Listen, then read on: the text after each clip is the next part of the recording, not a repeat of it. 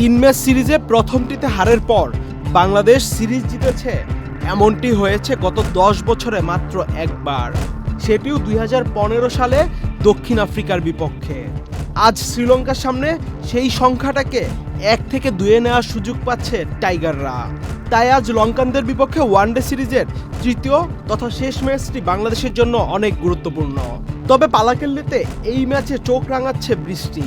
আবহাওয়ার পূর্বাভাস দেয়া ওয়েবসাইট আকুওয়েদার জানিয়েছে আজ পালাকেল্লিতে বৃষ্টির সম্ভাবনা 65%।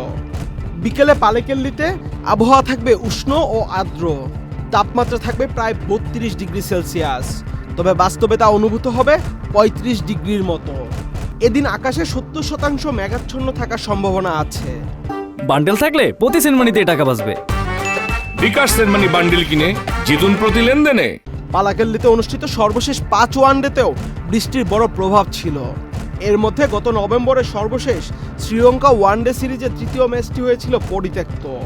সেই সিরিজের দ্বিতীয় ওয়ানডে ম্যাচও পালাকেল্লিতে হয়েছিল এবং বৃষ্টির কারণে সে ম্যাচের দৈর্ঘ্য কমিয়ে আনা হয়।